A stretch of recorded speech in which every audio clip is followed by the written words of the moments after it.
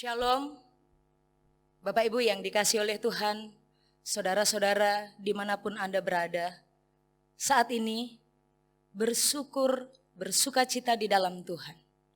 Sebab Kristus, Allah, telah memberikan hidupnya, menyerahkannya bagi saya dan Bapak Ibu Saudara.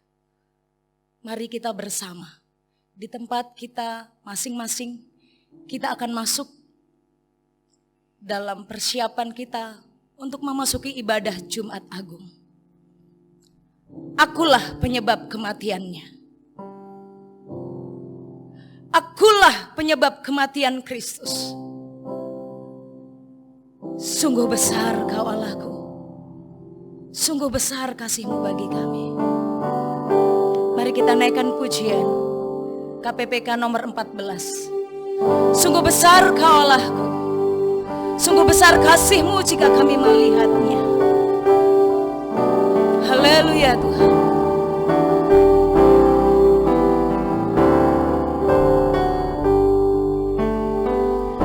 Bila ku lihat bintang gemerlapan dan bunyi guru riuhku dengar, ya Tuhanku, tak putus aku heran melihat ciptaan-Mu yang maka jiwaku pun memuji-Mu, maka jiwaku pun memuji-Mu. Sungguh besar Kau Allahku, maka jiwaku pun memuji-Mu. Sungguh besar Kau Allahku. Bait yang kedua, ya Tuhanku, apabila ku renungkan pemberian-Mu dalam penebus, ku tertegun bagiku dicurahkan oleh Putra-Mu darahnya kudus, maka jiwaku pun memuji-Mu. Sungguh besar Kau Allahku, maka jiwaku pun memuji-Mu. Sungguh besar Kau Allahku. Kasih Allah begitu besar. Kitalah penyebab kematiannya. Memasuki ibadah Jumat Agung dengan perenungan yang mendalam, memahami kasih Allah. Bait yang ketiga, apabila nanti Kristus memanggilku, sukacitaku amatlah besar, karena Engkaulah yang kurindukan, melihat Engkau Tuhanku. Maka jiwaku pun memuji-Mu, jiwaku pun memuji-Mu. Sungguh besar Kau Allahku, maka jiwaku pun memuji-Mu. Sungguh besar Allahku. Saya undang Bapak Ibu Saudara semuanya untuk bangkit berdiri, memasuki perenungan pengorbanan Kristus bagi kita. Memasuki perenungan betapa Ia sangat mengasihi kita, dan Dia rela menyerahkan hidupnya bagi kita orang berdosa. Maka sampailah mereka di suatu tempat yang bernama Golgota, artinya tempat tengkorak. Lalu mereka memberi dia minum anggur bercampur empedu. Setelah ia mengecapnya, ia tidak mau meminumnya. Sesudah menyalibkan dia, mereka membagi-bagikan pakaiannya dengan membuang undi. Lalu mereka duduk di situ menjaga dia. Dan di atas kepalanya terpasang tulisan yang menyebut alasan mengapa dia dihukum. Inilah Yesus, Raja orang Yahudi. Bersama dengan dia disalibkan dua orang penyamun, seorang di sebelah kanan dan seorang di sebelah kirinya. Orang-orang yang lewat di sana menghujat dia dan sambil menggelengkan kepalanya, mereka berkata, "Hai engkau yang mau merubuhkan bait suci dan mau membangunnya kembali dalam 3 hari, selamatkanlah dirimu jikalau engkau anak Allah. Turunlah dari salib itu." Demikian juga imam-imam kepala bersama-sama ahli-ahli Taurat dan tua-tua mengolok-olokkan dia, dan mereka berkata, "Orang lain ia selamatkan, tetapi dirinya sendiri tidak ia selamatkan. Ia Raja Israel? Baiklah ia turun dari salib itu dan kami akan percaya kepadanya. Ia menaruh harapannya pada Allah. Baiklah Allah menyelamatkan dia jikalau Allah berkenan kepadanya. Karena ia telah berkata, 'Aku adalah anak Allah.'" Bahkan penyamun-penyamun yang disalibkan bersama-sama dengan dia mencelanya demikian juga. Mulai dari jam 12, kegelapan meliputi seluruh daerah itu sampai jam 3. Kira-kira jam 3, berserulah Yesus dengan suara nyaring, "Eli, Eli, lama sabatani."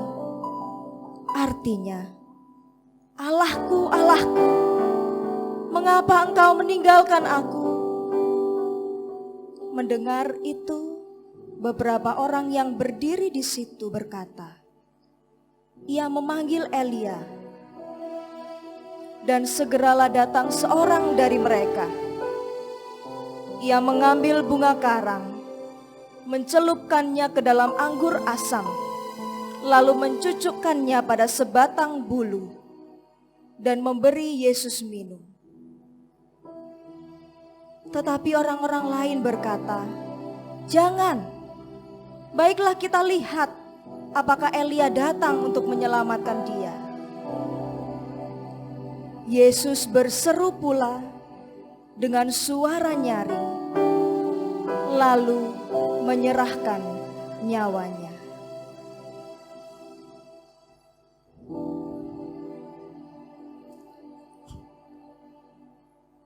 Di dalam mengenang pengorbanannya, mari kita bersama masuk dalam ibadah Jumat Agung ini.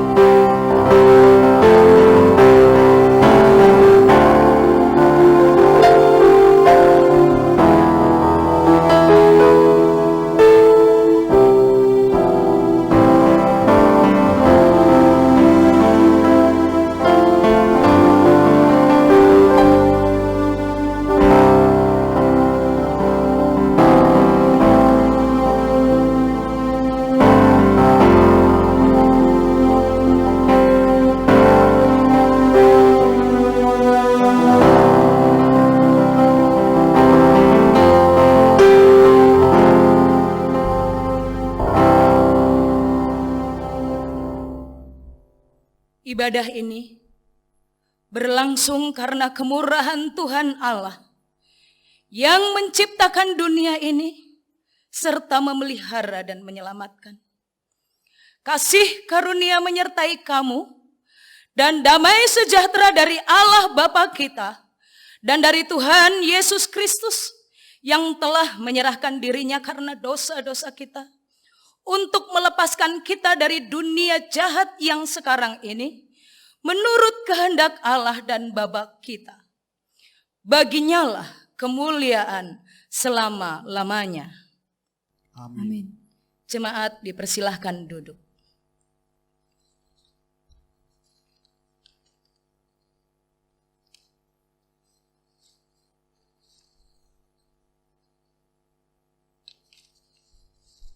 Bapak Ibu Saudara yang dikasihi oleh Tuhan, kali ini ibadah Jumat Agung dilaksanakan dengan sungguh amat istimewa. Masing-masing kita beribadah secara terpisah, secara tempat. Beberapa waktu kita tidak dapat beribadah bersama-sama dengan saudara-saudara satu persekutuan, dengan saudara-saudara satu gereja. Tetapi kita tetap dapat beribadah kepada Kristus. Sebab virus itu hanya dapat memisahkan kita dengan saudara secara tempat dan jarak. Tetapi virus itu tidak dapat memisahkan kita dengan kasih Allah. Kasih Kristus nyata di dalam darahnya. Darah Yesus mampu menghapus kita. Mari kita bersama memuji Yesus hanya oleh darahnya. KPPK nomor 172, hanyalah darahnya Yesus.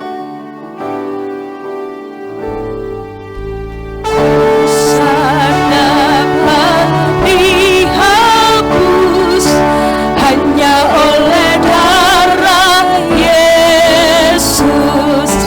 Aku disempurnakan hanya oleh darah Yesus.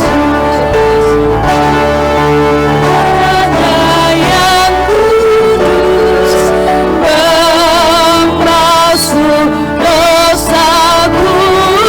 Tiada yang lain, hanya darahnya Yesus. Bait yang kedua. Luput dari hukuman hanya oleh darah Yesus yang dapat selamatkanku. Hanyalah darahnya Yesus. Darahnya yang kudus membasuh dosaku. Kudus membasuh dosaku. Tiada yang lain, hanyalah darahnya Yesus. Hanyalah darahnya Yesus. Darah itu tertumpah hanya karena aku dan karenamu.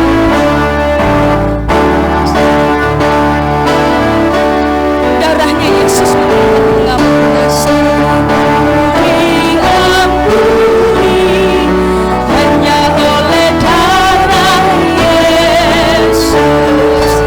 Tutur dan perbuatanku hanyalah darahnya Yesus. Darahnya yang kudus membasuh dosaku. Tiada yang lain, hanyalah darahnya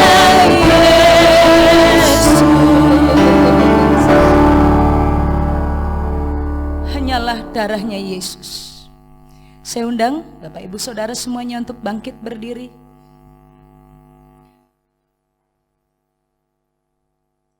Nats pembimbing bagi kita dalam ibadah Jumat Agung ini dinyatakan atas kita, demikianlah firman Tuhan yang tertulis di dalam Lukas pasal 23 ayatnya yang ke-46. Lukas pasal 23 ayat yang ke-46. Nats ini membimbing kita. Lalu Yesus berseru dengan suara nyaring, "Ya Bapa, ke dalam tangan-Mu kuserahkan nyawaku." Dan sesudah berkata demikian, Ia menyerahkan nyawanya. Jemaat dipersilahkan duduk kembali.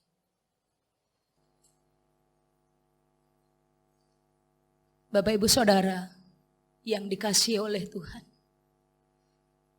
Bapak Ibu Saudara sekalian, yang bagimu Kristus rela dihianati, Yesus rela dicerca, Yesus rela dihina, Yesus rela memberikan hidupnya, bahkan tubuhnya tergantung di atas kayu salib, menanggung kutuk dan dosa kita. Hari ini, mari kita bersama masuk dalam pengakuan dosa. Jemaat Tuhan, marilah kita merendahkan diri di hadapan Tuhan. Mazmur 51 ayat 3-5 berkata demikian, "Kasihanilah aku ya Allah menurut kasih setiamu. Hapuskanlah pelanggaranku menurut rahmat-Mu yang besar. Bersihkanlah aku seluruhnya dari kesalahanku, dan tahirkanlah aku dari dosaku. Sebab aku sendiri sadar akan pelanggaranku. Aku senantiasa bergumul dengan dosaku." Kita harus sadar, saudara-saudara, kita adalah orang berdosa di hadapan Allah yang kudus. Dan hari ini adalah hari peringatan besar akan kesengsaraan dan kematiannya karena cinta kasihnya akan kita yang berdosa. Marilah kita menyesali serta mengaku dosa kita. Pujian KPPK nomor 166, Salib Hina, mengantar kita dalam perenungan dan di dalam membawa diri kita untuk mengaku dosa di hadapan Tuhan. Di Bukit Golgota tampaklah salibnya. Di Bukit Golgota tampaklah salibnya, tanda hina dan derita.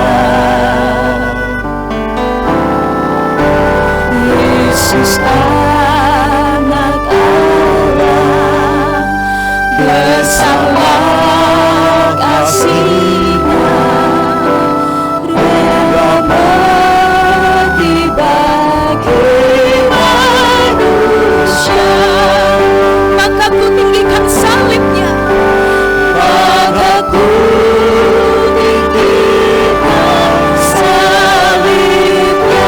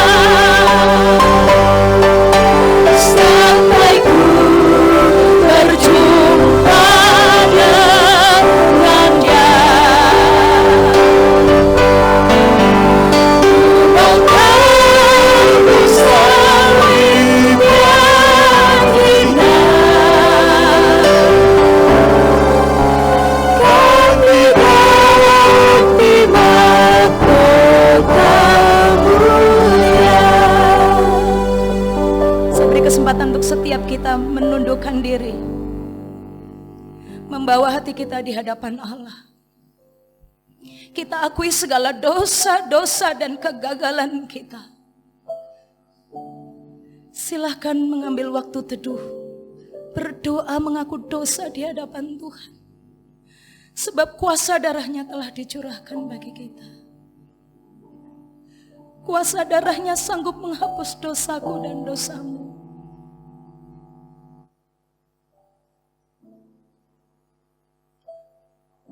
Bapa di sorga,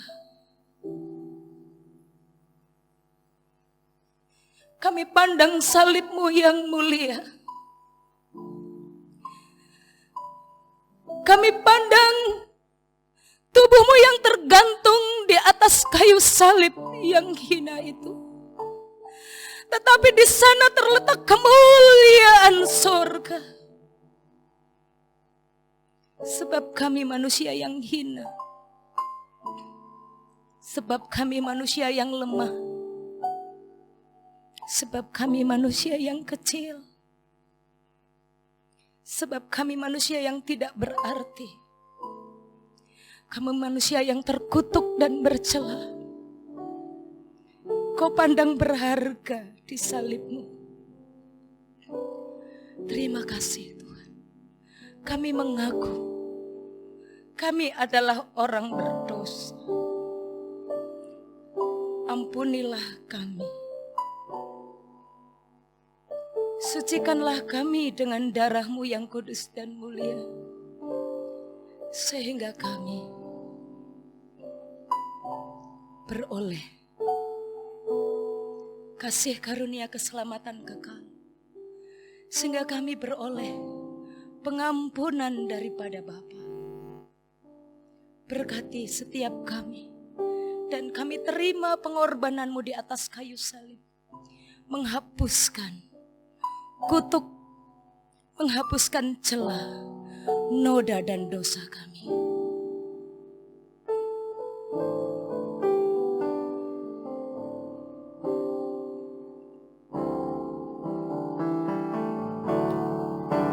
Pada salib itu ku kan setia selalu menantikan sepanjang hidup. Ia akan datang pula bawaku padanya.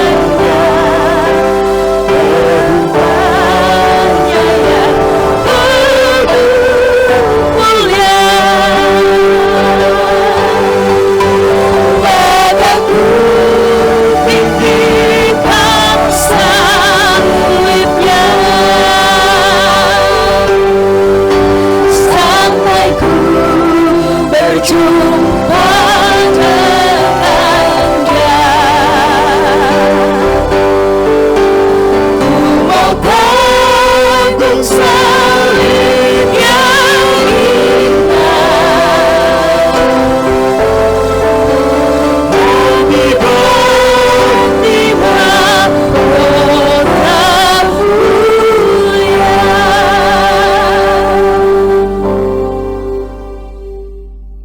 Saya undang jemaat sekalian untuk bangkit berdiri. Dengarkanlah berita anugerah daripada Tuhan. Saudara-saudara, jika demikian pengakuan dosa kita, maka dengarlah anugerah pengampunan dari Allah. Berdasarkan Yesaya pasal 53 ayat yang kelima. Tetapi Dia tertikam oleh karena pemberontakan kita. Dia diremukkan oleh karena kejahatan kita. Ganjaran yang mendatangkan keselamatan bagi kita ditimpakan kepadanya. Dan oleh bilur-bilurnya kita menjadi sembuh. Amin. Mari kita bersama-sama membacakan petunjuk hidup baru. Bapak Ibu Saudara yang dikasihi oleh Tuhan, kita akan bersama-sama membaca secara bertanggapan bacaan petunjuk hidup baru. Hukum Taurat diberikan oleh Musa, tetapi kasih karunia dan kebenaran datang oleh Yesus Kristus. Allah menunjukkan kasih-Nya kepada kita oleh karena Kristus telah mati untuk kita ketika kita masih berdosa. Waktu kamu hamba dosa, kamu bebas dari kebenaran. Sebab karena kasih karunia, kamu diselamatkan oleh iman. Itu bukan hasil usahamu, tetapi pemberian Allah. Itu bukan hasil pekerjaanmu, jangan ada orang yang memegahkan diri. Pada waktu itu Dia telah menyelamatkan, bukan karena perbuatan baik yang telah kita lakukan, tetapi karena rahmat-Nya oleh permandian kelahiran kembali dan oleh pembaharuan yang dikerjakan oleh Roh Kudus, Yang sudah dilimpahkannya kepada kita oleh Yesus Kristus, Juru Selamat kita. supaya kita sebagai orang yang dibenarkan oleh kasih karunia-Nya berhak menerima hidup yang kekal sesuai dengan pengharapan kita. Karena kasih karunia Allah yang menyelamatkan semua manusia sudah nyata. Ia mendidik kita supaya kita meninggalkan kefasikan dan keinginan-keinginan duniawi, dan supaya kita hidup bijaksana, adil, dan beribadah di dalam dunia sekarang ini. Amin. Jemaat dipersilahkan duduk kembali. Bapak Ibu Saudara yang dikasihi oleh Allah, lagu yang cukup lama yang mengingatkan bahwa kasih Kristus itu sangat besar. Pada masa kanak-kanak kita sering menyanyikannya, tapi sesungguhnya lagu ini mengajarkan kepada kita, karena cintanya kepadaku dan kepadamu, Dia memberikan hidupnya. Dan itu telah diajarkan dalam firman Tuhan. Dan Alkitab mengajarkan kepada kita kasih itu. Hari ini, mari kita tunduk di hadapan Allah. Kita duduk bersiap diri untuk menerima kekuatan penghiburan, menerima sabda yang agung dan mulia, sabda yang mengajarkan kepada kita betapa besar kasih Allah bagi kita. Akulah penyebab kematiannya. Mari bersama kita naikkan pujian. Yesus cinta padaku, Alkitab mengajarku. KPPK nomor 175.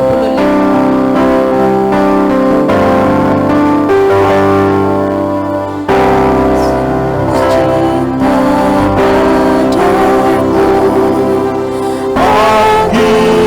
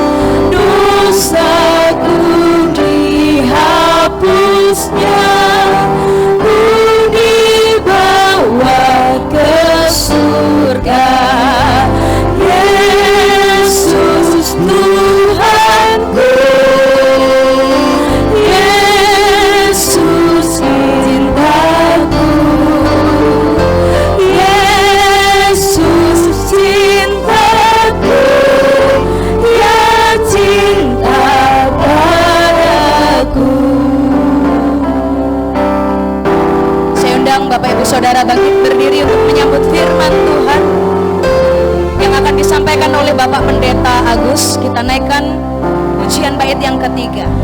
Yesus cinta padaku dan tetap bersamaku, kelak ia akan datang pula, bawaku ke rumahnya.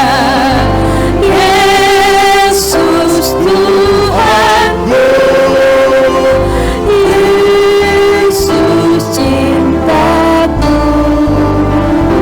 Yesus cintaku, yang cinta padaku.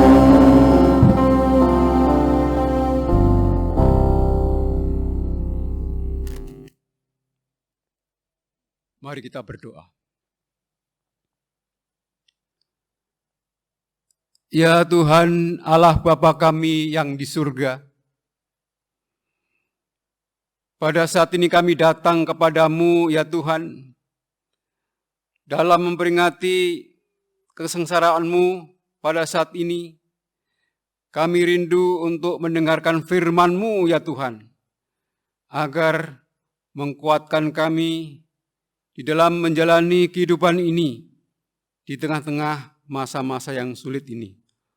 Roh Kudus menolong setiap kami agar firman yang kami dengar pada saat ini mendatangkan kekuatan dan penghiburan bagi kami semuanya. Terima kasih, terpujilah nama-Mu, dengarlah doa kami, demi nama Tuhan Yesus kami berdoa. Amin. Silakan duduk.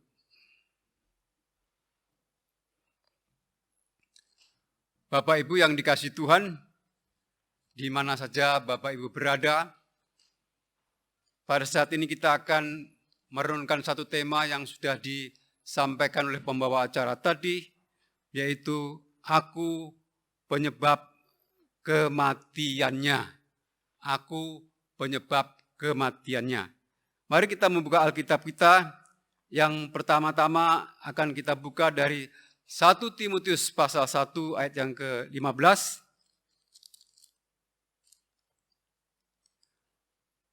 1 Timotius pasal 1 ayat 15.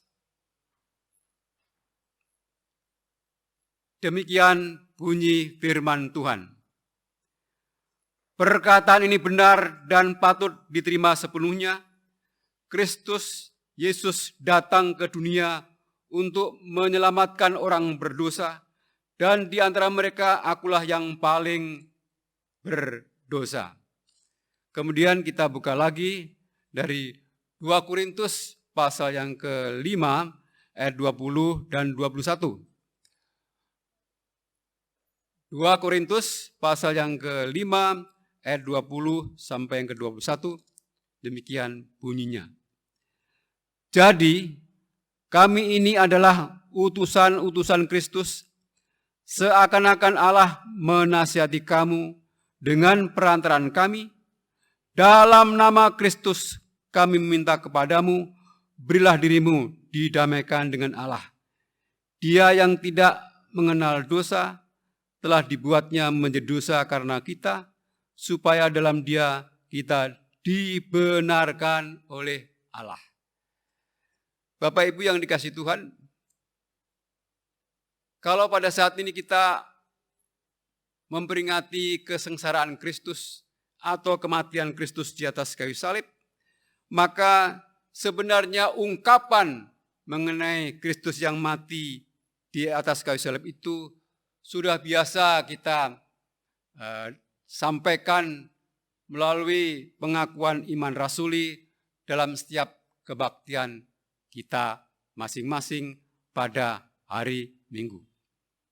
Dengan sikap sebagai seorang prajurit Kristus, kita menyatakan ikrar iman kita, karena iman itu adalah merupakan, pengakuan itu merupakan suatu hal yang sangat penting dan menjadi panduan kita dalam menjalani kehidupan ini.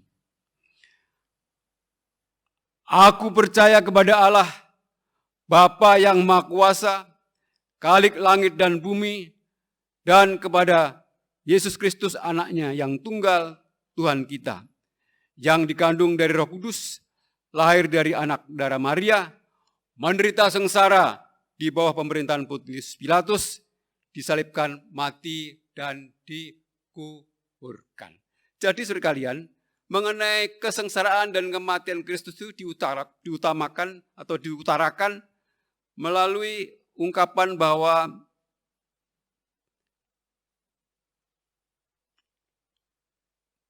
menderita sengsara di bawah pemerintahan Pontius Pilatus, disalibkan dan mati.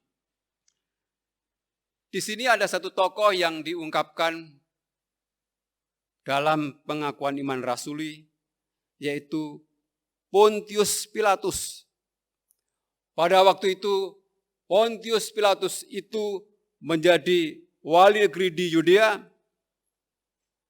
karena memang waktu itu negara Israel dijajah oleh Romawi, sehingga Pontius Pilatus ini merupakan kepercayaan dari pemerintah Romawi untuk memerintah di Yudea. Apa maksudnya ini saudara kalian? Maksudnya adalah bahwa Yesus yang sengsara itu ada dalam sejarah di mana waktu Pontius menjadi wali negeri di Yudea. Jadi saudara kalian, kesengsaraan Kristus dan kematian Kristus itu bukan hanya merupakan bukan dongeng, tetapi sungguh-sungguh terjadi dalam sejarah hidup manusia. Lalu bagaimana cara Kristus mati saudara kalian? Disalibkan saudara kalian. Nah, pada waktu itu saudara kalian, kalau seseorang sampai disalibkan itu merupakan suatu hukuman bagi para penjahat kaliber besar. Memang saudara kalian, sebenarnya Pilatus tidak mendapati bahwa Yesus patut dihukum mati. Apalagi mati di atas kayu salib.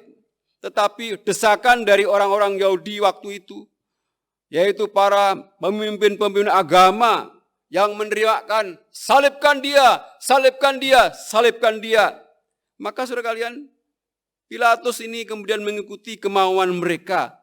Dia mencuci tangannya dan menyerahkan Yesus untuk disalibkan. Namun Bapak Ibu yang dikasihi Tuhan, Yesus seperti yang diungkapkan dalam kitab suci, menerima kematiannya ini dengan penuh kerelaan. Karena apa? Karena memang ia datang untuk mati di kayu salib untuk menyelamatkan saya dan saudara. Sebagaimana tadi sudah dibacakan dalam 1 Timotius pasal 1 ayat 15, Kristus Yesus datang untuk menyelamatkan orang-orang berdosa. Nah, mengapa saudara kalian? Pertanyaannya adalah, mengapa manusia itu perlu diselamatkan? Alkitab dengan jelas menyatakan bahwa manusia telah jatuh dalam dosa dan tidak mungkin bisa menyelamatkan dirinya sendiri. Karena upah dosa itu adalah maut dan semua manusia telah berbuat dosa. Jadi manusia itu membutuhkan juru selamat karena manusia tidak mungkin bisa untuk menyelamatkan dirinya sendiri. Allah itu sempurna dan firman Tuhan mengatakan, hendaklah kamu sempurna seperti Bapamu sempurna. Bisakah manusia sempurna? Tidak mungkin saudara kalian. Tidak mungkin kita bisa mendekati Allah yang sempurna itu karena manusia itu dengan segala daya upayanya, misalnya dengan segala perbuatan baiknya, tidak mungkin bisa menyampai kesempurnaan. Jadi saudara kalian, tidak mungkin manusia itu bisa diselamatkan dengan perbuatan baiknya karena tidak mungkin bisa mencapai apa yang menjadi standar Allah. Oleh sebab itu, kita butuh juru selamat dan malaikat pada waktu menjelang kelahiran Tuhan Yesus berkata kepada Yusuf, "Hendaklah engkau menamai dia Yesus, karena dia yang menyelamatkan umatnya dari dosa mereka." Nah, Bapak Ibu yang dikasihi Tuhan, saya ini memang dilahirkan di sebuah desa yang kecil. Tetapi setelah sewaktu SMP saya pindah ke kota. Jadi selama SD itu saya di desa yang kecil. Nah, di desa yang kecil itu punya tradisi, saudara kalian. Kalau melahirkan anak, maka biasanya mereka mengundang dukun bayi untuk merawat dan juga untuk memandikan. Kalau zaman sekarang kira-kira namanya home care gitu ya. Tapi orang desa ya namanya itu adalah dukun bayi yang melakukan itu. Saudara kalian, kenapa sih bayi itu harus dimandikan? Pertanyaannya ya. Lalu kemudian saudara kalian, saya waktu di desa juga sering kali melihat orang mati. Orang mati itu juga saudara kalian, tradisi selalu dimandikan. Bahkan biasanya kalau yang meninggal itu orang tuanya, anaknya pun ikut memandikan. Tidak seperti di kota, seperti sekarang ini ya, kita tidak tahu siapa yang memandikan jenazah keluarga kita. Tapi waktu di desa itu sangat terlihat sekali bahwa mungkin anaknya atau keluarganya yang terdekat ikut memandikan si jenazah itu. Jadi ada persamaan antara bayi dan orang yang meninggal. Persamaannya adalah dimandiin. Pertanyaannya, mengapa bayi yang masih kecil itu harus dimandikan? Mengapa orang mati harus dimandikan?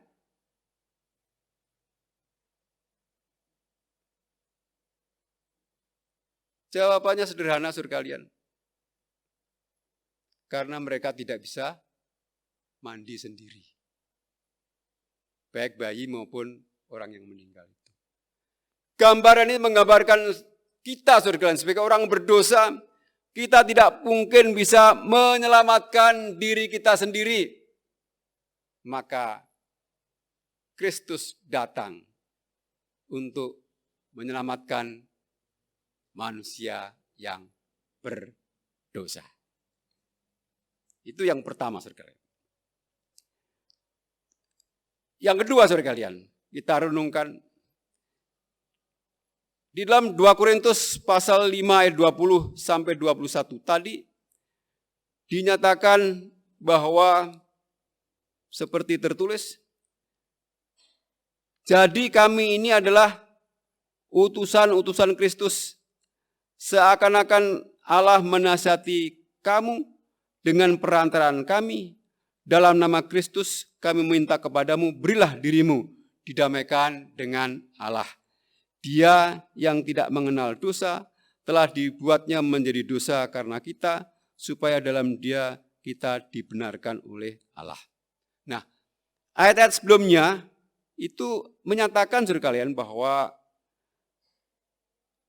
Paulus sendiri menyatakan dirinya sebagai utusan Kristus yang mempunyai otoritas untuk melakukan pelayanan pendamaian. Seperti dalam ayat yang ke-18 dan 19, demikian bunyinya. Dan semuanya dari Allah yang dengan perantaraan Kristus telah mendamaikan kita dengan dirinya dan yang telah mempercayakan pelayanan pendamaian itu kepada kami. Sebab Allah mendamaikan dunia dengan dirinya oleh Kristus dengan tidak memperhitungkan pelanggaran mereka. Ia telah mempercayakan berita pendamaian itu kepada kami. Bapak Ibu yang dikasihi Tuhan, jadi Paulus menyatakan bahwa melalui Kristus manusia itu didamaikan dengan Allah. Jadi berkat kematian Kristus itu membuat manusia didamaikan dengan Allah. Maka dia mengatakan, berilah dirimu didamaikan dengan Allah. Mengapa manusia ini perlu didamaikan dengan Allah, saudara kalian?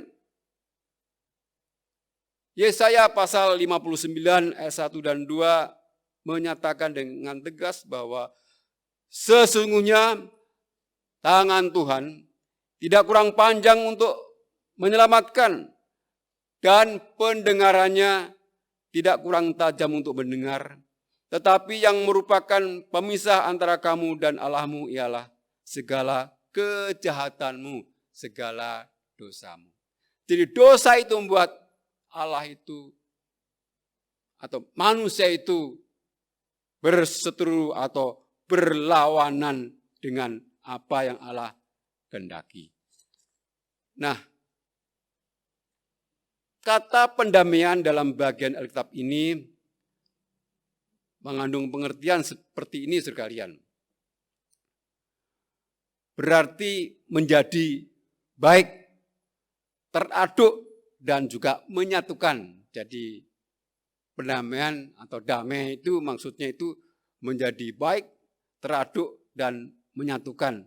Seperti kalau saudara sekalian yang senang minum kopi, maka kopi itu dicampur dengan gula, kemudian dicor dengan air panas, diudek-udek begitu menjadi kopi tubruk, maka kita menikmati kopi itu dengan indahnya. Jadi menyatukan, teraduk, menjadi baik.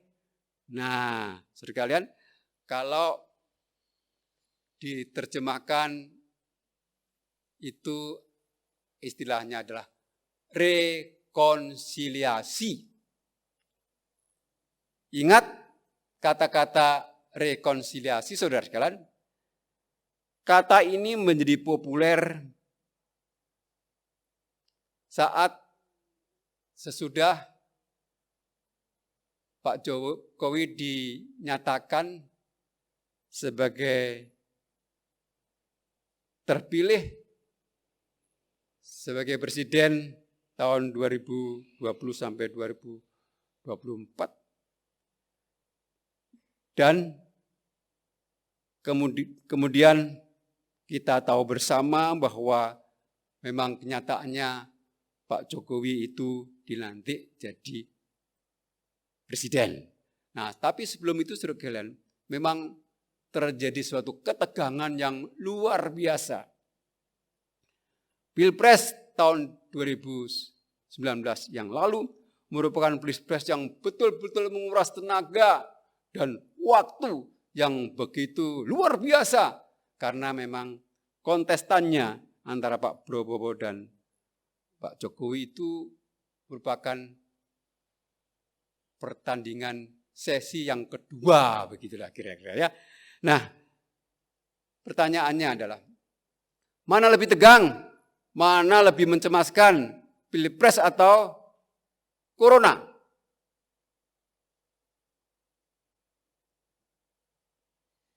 Corona ini juga mencemaskan, saudara sekalian. Tapi di tengah-tengah kecemasan itu ada aja orang yang bikin pantun seperti ini. Di sana emas, di sini juga emas. Emas putih, emas kencana. Di sana cemas, di sini juga cemas. Cemas karena virus corona. Virus corona mencemaskan. Pilpres waktu itu juga mencemaskan. Maka sekalian, setelah Pilpres berlangsung, maka ada usulan-usulan supaya terjadi rekonsiliasi antara Bapak Prabowo dengan Bapak Jokowi. Dan saya juga termasuk yang setuju sekali dengan rekonsiliasi. Maka saya menulis di WA, sebuah WA, sebagai kawula alit, kerinduan kawula alit betapa sekalian pemimpin-pemimpin itu rukun, berdamai, begitu ya. Karena apa? Karena memang yang jadi korban itu selalu kan masyarakat kecil. Seperti peribahasa mengatakan, gajah sama gajah berjuang, pelanduk mati di tengah-tengah. Jadi rakyat kecil yang akan menderita akibatnya. Sebab itu kami juga, saya secara pribadi juga menulis di WA atas persetujuan rekonsiliasi dengan segala alasan yang ada. Bahkan bersyukur karena rekonsiliasi itu terjadi bahkan lebih dari apa yang saya pikirkan. Bapak Prabowo menjadi Menteri Pertahanannya Presiden Jokowi. Sungguh sesuatu yang indah. Yang tadinya begitu tegang, yang tadinya begitu terjadi seolah permusuhan sekalian. Toh akhirnya menjadi rukun kembali. Rekonsiliasi. Jadi sekalian yang terkasih dalam Tuhan, berkat dari kematian Kristus adalah membuat saya dan saudara sebagai orang berdosa diperdamaikan kembali dengan Allah. Yang tadinya permusuhan, kini menjadi dekat dan bahkan kita disebut sebagai anak Allah yang dikasihi oleh Bapa yang di surga. Kemudian yang ketiga, saudara yang perlu kita renung adalah ayat yang ke-21. Dia yang tidak mengenal dosa telah dibuatnya menjadi dosa karena kita, supaya dalam dia kita dibenarkan oleh Allah. Hal yang ketiga dalam perenungan kita ini adalah dibenarkan oleh Allah. Saudara sekalian, Kristus tidak berdosa, tapi dibuat menjadi dosa, yaitu mati di kayu salib. Karena saya dan saudara orang berdosa ini, supaya di dalam Kristus kita dibenarkan oleh Allah. Jadi melalui Kristus itu kita dibenarkan oleh Allah. Nah, istilah dibenarkan ini saudara kalian, ini adalah merupakan istilah hukum. Di dalam hukum itu yang mempunyai kewenangan untuk menyatakan orang itu benar atau orang itu bersalah, yaitu adalah seorang hakim. Kalau dibenarkan, berarti hakim itu telah membebaskan dari segala tuntutan, menyatakan benar dan tidak bersalah. Sebagai lawannya adalah, kalau memang dianggap bersalah berarti menghukum si terdakwa tadi dan kemudian harus menjalani hukum sesuai dengan peraturan atau aturan yang berlaku. Sebenarnya kita sebagai manusia yang berdosa, kita tidak memiliki kebenaran saudara kalian. Tetapi melalui sarana iman kepada Kristus, kita dinyatakan sebagai orang yang benar. Nah, Bapak Ibu yang dikasihi Tuhan, Paulus mengambil contoh mengenai Abraham. Nah, ini bisa kita lihat di dalam Roma pasal yang keempat ayat 1-3 bahwa Abraham dibenarkan oleh karena dia itu percaya, beriman kepada apa yang dinyatakan oleh Allah, sehingga Abraham itu dibenarkan karena dia imannya, melalui imannya dibenarkan.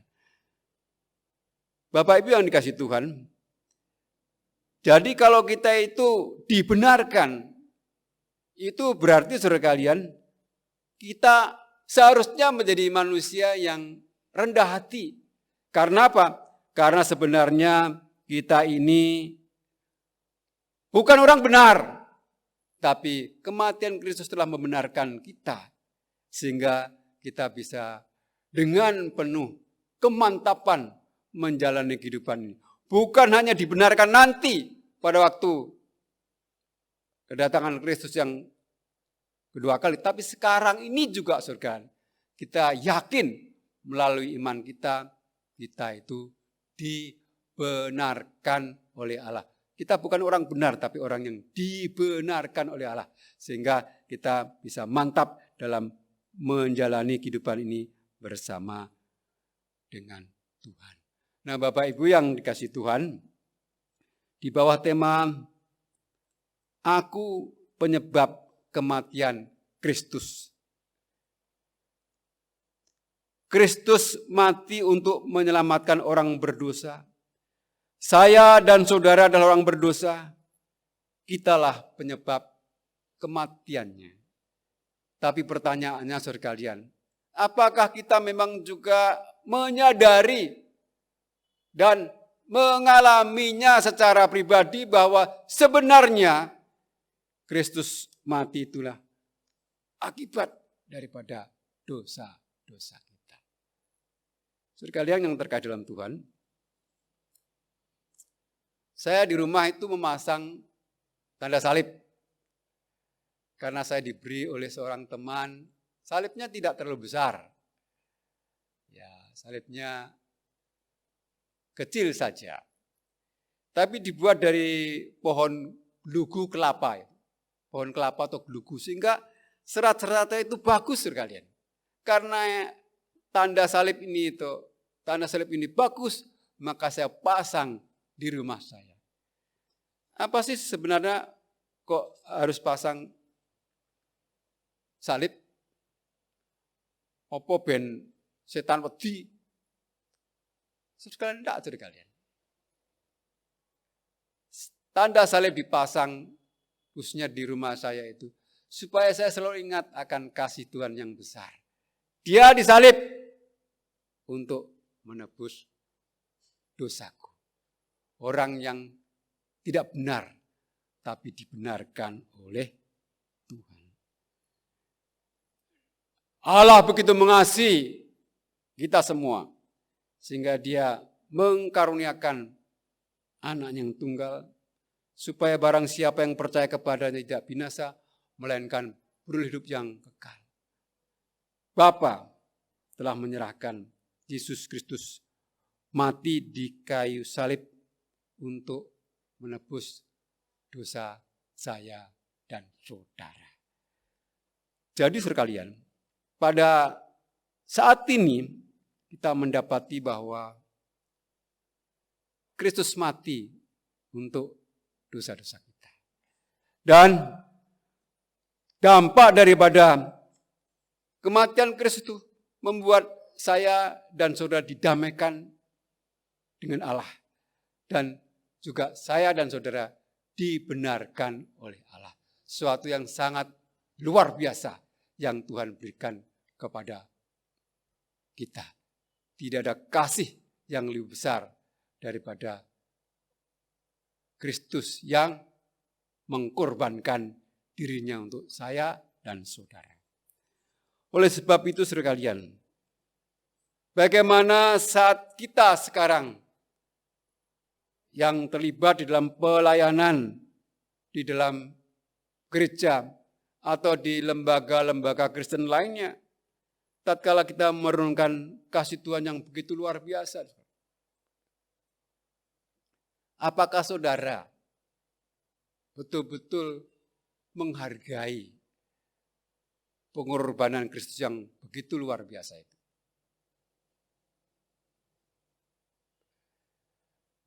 Menghargai bukan hanya di perkataan, tapi dalam tindak tanduk dan perilaku kita, sehingga kita menghormati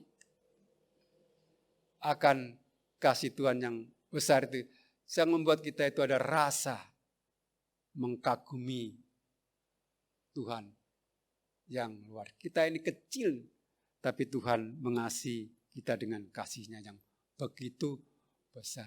Kita tidak layak untuk diselamatkan, tapi Dia menyelamatkan kita. Lalu, apakah kita punya tekad untuk setia? Sampai mati.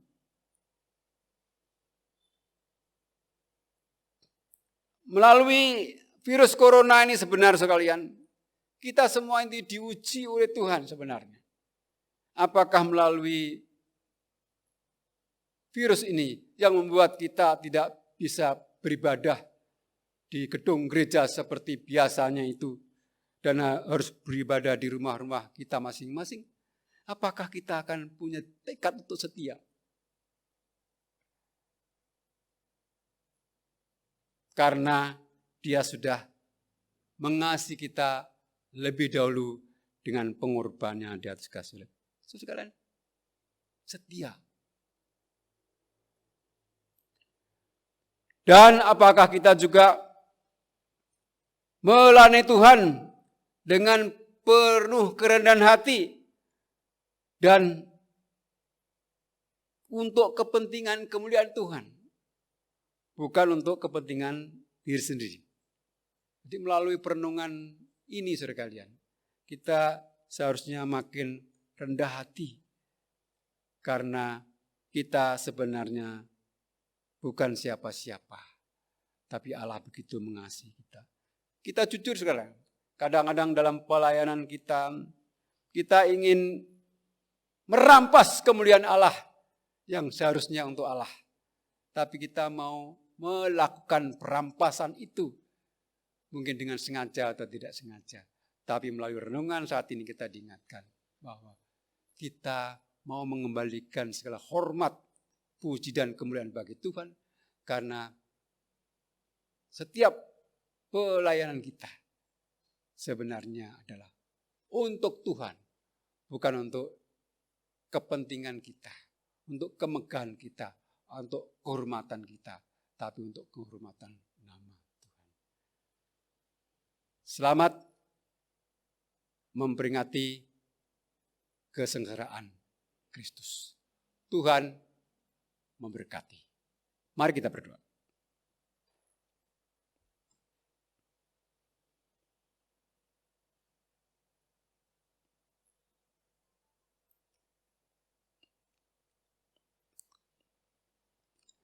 Ya Tuhan Allah Bapa kami yang di surga, saat ini kami bersyukur kepadamu ya Bapa. Kamilah penyebab kematian Kristus ya Bapa. Oleh sebab itu berikanlah kepada setiap kami kesetiaan kepada Tuhan, baik dalam kehidupan beribadah kami, pelayanan kami, dan juga dalam setiap segi kehidupan kami. Terpujilah nama-Mu, dengarlah doa kami yang kami alaskan demi nama Tuhan Yesus, Juru Selamat kami yang hidup. Amin. Mari kita bangkit berdiri.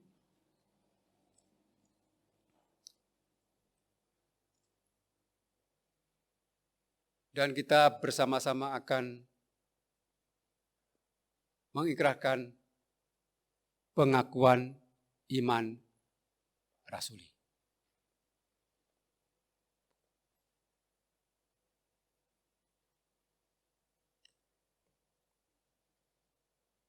Pengakuan iman rasuli. Aku percaya kepada Allah, Bapa yang Maha Kuasa, Khalik langit dan bumi, dan kepada Yesus Kristus, anaknya yang tunggal Tuhan kita, yang dikandung dari Roh Kudus, lahir dari anak darah Maria, yang menderita sengsara di bawah pemerintahan Pontius Pilatus, disalibkan, mati dan dikuburkan, turun ke dalam kerajaan maut. Pada hari yang ketiga, bangkit pula dari antara orang mati, naik surga, duduk di sebelah kanan Allah, Bapa yang Maha Kuasa. Dan dari sana Ia akan datang untuk menghakimi orang yang hidup dan yang mati. Aku percaya kepada Roh Kudus, gereja yang kudus dan am, persekutuan orang kudus, pengampunan dosa, kebangkitan orang mati, dan hidup yang kekal. Amin. Silakan duduk. Waktu saya berikan lagi kepada pembawa acara.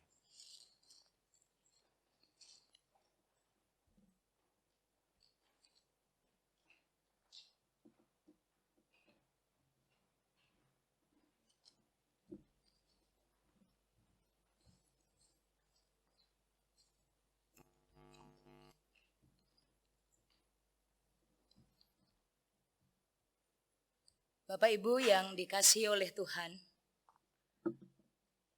karena salibnya kita diperdamaikan dengan Allah.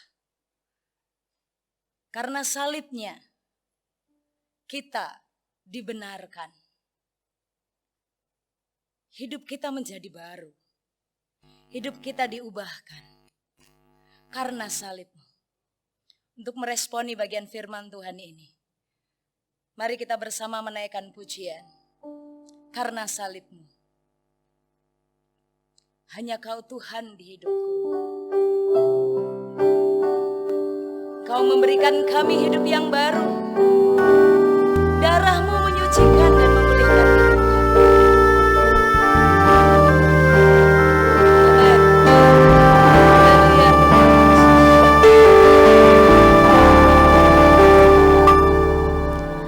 Hanya Kau Tuhan di hidupku. Kau berikan hidup yang baru. Darah-Mu menyucikan, pulihkan hatiku. Ku nyatakan Kaulah segalanya. Engkaulah sumber pengharapan. Kuasa-Mu sanggup menyembuhkan.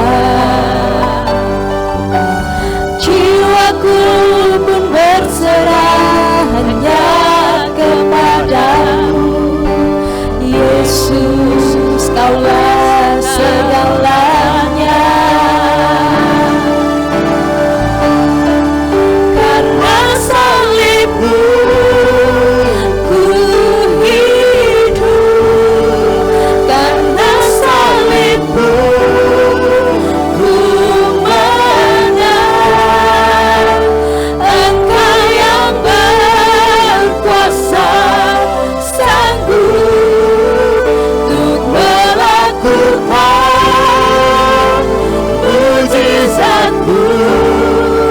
Karena salib-Mu ku hidup. Karena salib-Mu ku menang. Engkau yang berkuasa sanggup untuk melakukan mujizat-Mu di hidupku. Karena salib-Mu, karena salib-Mu ku hidup. Karena salib-Mu ku menang. Engkau yang berkuasa sanggup untuk melakukan mujizat-Mu. Karena salib-Mu, karena salib-Mu kami memperoleh hidup yang baru. Karena salib-Mu ku menang. Engkau yang berkuasa sanggup untuk melakukan mujizat-Mu di hidupku.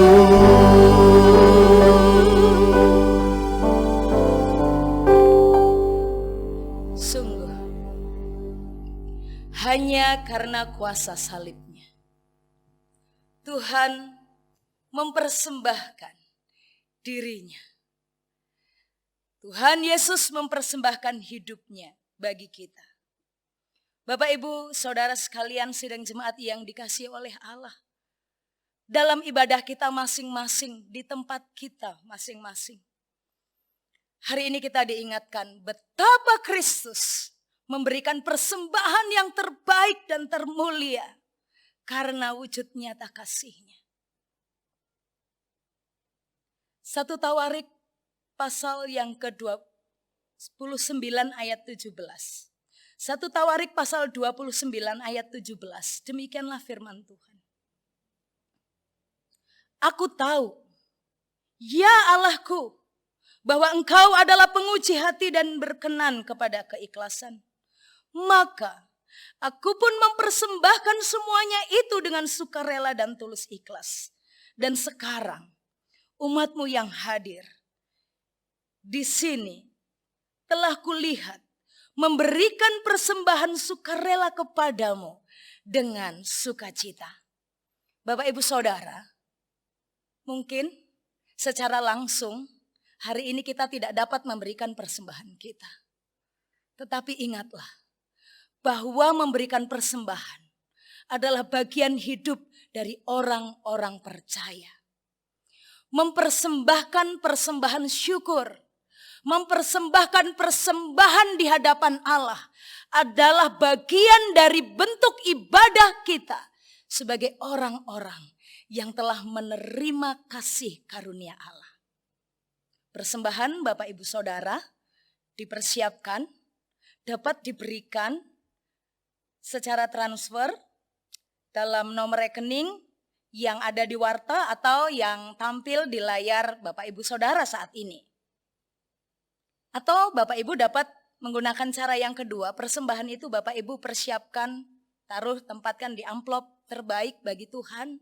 Sebab persembahan itu adalah bagi Tuhan, dan persembahan secara tunai ini dapat diserahkan kepada gereja pada hari kerja dan di gereja kita, GKKA Sidoarjo. Jadi dapat memberikan persembahannya secara tunai di kantor gereja pada saat jam kerja. Bapak Ibu Saudara yang dikasihi oleh Tuhan, persembahkanlah persembahan syukurmu dengan sukarela dan sukacita kepada Tuhan sebagai wujud nyata kasih kita kepada Kristus Allah yang telah mati bagi kita. Saat ini kita akan bersama-sama menaikkan doa syafaat. Doa syafaat kita akan dipimpin oleh Evangelis Arumi. Saya persilahkan.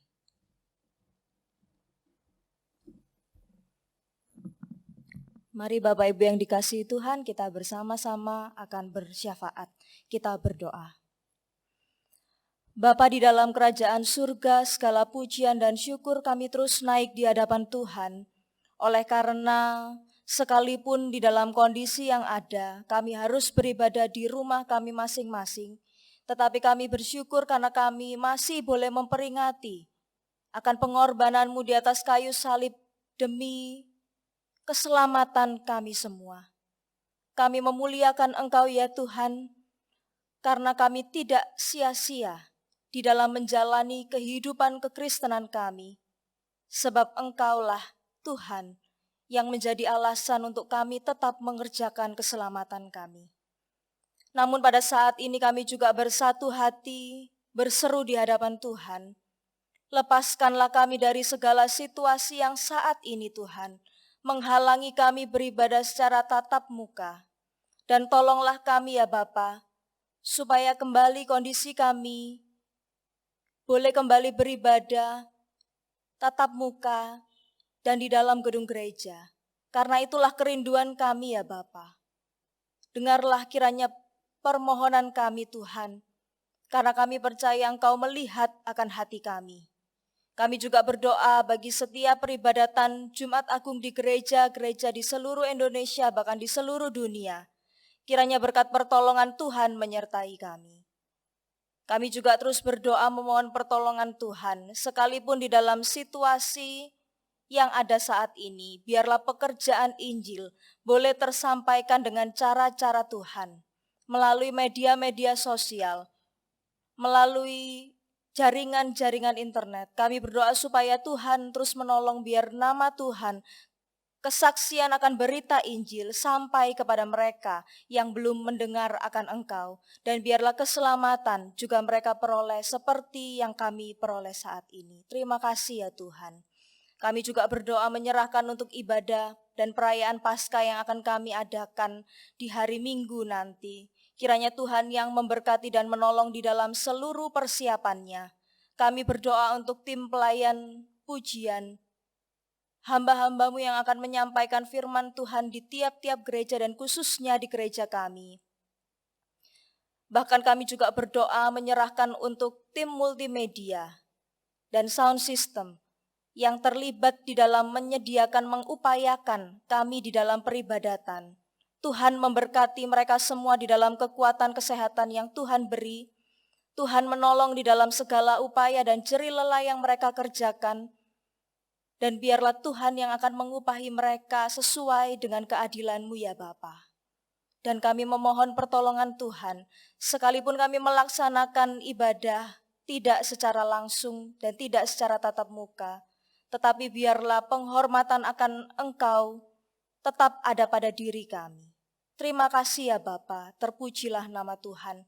Menaikkan seluruh syafaat kami ini hanya di dalam nama Tuhan kami Yesus Kristus, yang darahnya telah tercurah atas kami dan yang kembali membenarkan tiap kami untuk membawa kami di dalam kehidupan yang kekal. Kami percayakan dan kami meteraikan doa kami. Amin.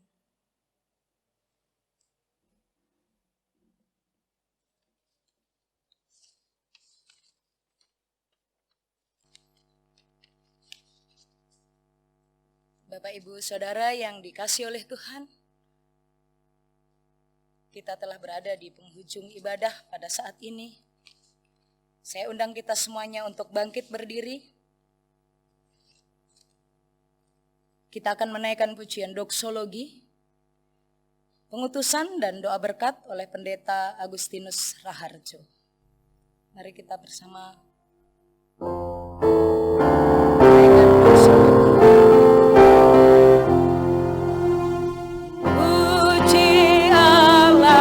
Bapa Putra, puji Allah Roh Kudus, ketiganya yang esa, pohon selamat sumber berkat.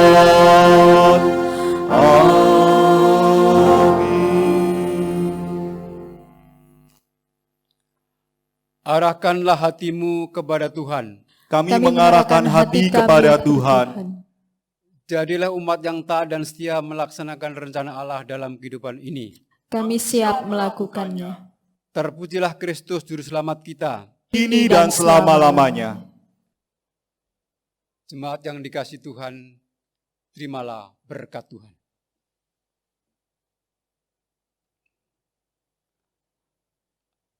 Anugerah dan sejahtera dari Tuhan Yesus Kristus, kasih yang berkelimpahan dari Allah Bapa, dan persekutuan yang indah dengan Roh Kudus menyertai saudara-saudari sekalian dari saat ini hingga Tuhan Yesus datang kembali. Amin.